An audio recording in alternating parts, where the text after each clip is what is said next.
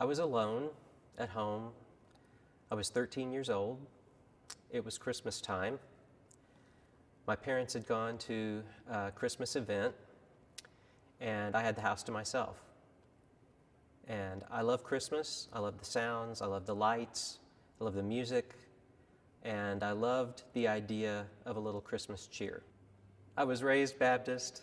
Social drinking was whispered as if it were a disease or voting for a Democrat. It was a thing that we knew people did, but they were kind of on a lesser than spiritual level in the eyes of a lot of people. So there was always a stigma attached to alcohol, which meant for me there was always a fascination with it. It was like the forbidden fruit.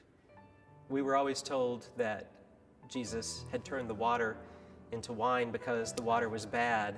And I guess I never understood why Jesus couldn't have thought to turn bad water into good water. And I kind of have a scenario in my mind that Jesus was at the wedding and one of his friends came up and said, "Bro, you are not going to believe this. They are out of wine." And Jesus, being fully God and fully man, said, "No way. Watch this." Jesus enjoyed his party, enjoyed life. And that wasn't the Jesus that I knew growing up. Alcohol always fascinated me. I was fascinated by the glasses. I was fascinated by the look and the sound. I was fascinated by my aunt and uncle's faux zebra skin bar in their paneled family room in the 70s. I was fascinated by James Bond because he drank and he was cool, and I was fascinated by the people on television in the 70s because they drank and they were cool, and I always felt like there was something that was being withheld from me. And I never could put my finger on it, but I was fascinated. Bad kids experimented with alcohol, and good kids didn't. And I wanted to be cool, but I'd given myself, and others had given me, the moniker of being a good kid. The alcohol didn't fit into that, but I wanted it desperately. So I had to find a way to kind of fly under the radar, keep my good persona, and still kind of get the release that I was beginning to realize that I needed and wanted, because life for me was beginning to get a little stressful, even at 13. My dad had a gift box of bourbon that he never opened because he didn't drink.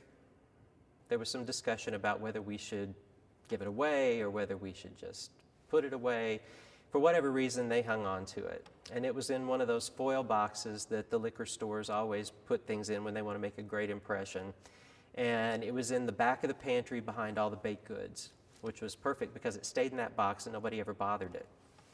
I was the only one that was completely fascinated by the fact that we had alcohol in the house. It was kind of like knowing there was a body buried under the house or something. I just had to know about it. I had to go down and look. And I was determined that I was going to experiment. So it's Christmas. I'm home alone. Charlie Brown's on TV. And I've decided that this is my chance to figure out what all this stuff that people have been keeping from me is about. So I go in the kitchen and I pull down a glass tumbler with the mallard ducks emblazoned on the side, and I get out the ice and I get out some 7-Up because I had seen people mix alcohol with 7-Up, and I got out the bourbon from the cabinet. And I remember my hands shaking as if I were really doing something that I was supposed to feel guilty for, and at the same time there was a surge and a rush that went with that was like nothing else I'd experienced, even before I drank. I cracked the seal on the bourbon and I lifted it to my nose, and what I thought would be a foul and nasty smell actually smelled very sweet to me. And I added my 7-Up, and the ice danced and it clanged, and it was like music to me. And I can't explain why it affects me that way and other people it affects differently. But for me, even the clanging of the ice and the smell was intoxicating.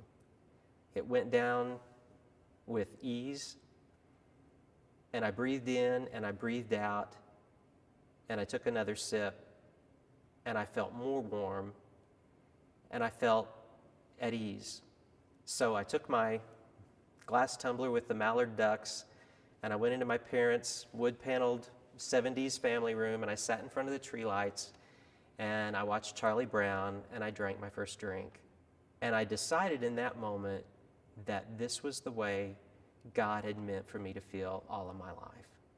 because suddenly I was at ease, I was at peace, I didn't feel anxious or perfectionistic or driven, and I drank more, and I felt more ease and more peace. It's like when you sit down in a tub of warm water or someone scratches your back. That's the sensation that alcohol gave me, and it did until the day I took my last drink. I never understood people praying for peace because God had given us this wonderful gift and Bacardi sold it for $9.99. It was one of those things to me that just never added up. Why wouldn't I want this to be part of my life? So in that moment, and that feeling of peace and that surge of warmth and that sudden awareness that God really loved me, I pressed pause in my psyche because I knew that this was going to be a part of my life. I was going to intentionally seek it out because I had been lied to. This was wonderful, and this was not something that I could ever understand anybody having a problem with. So in that moment, it was cold, it was Christmas, I was warm, and I had bought a ticket to what I thought was serenity and discovered the duality of my heart.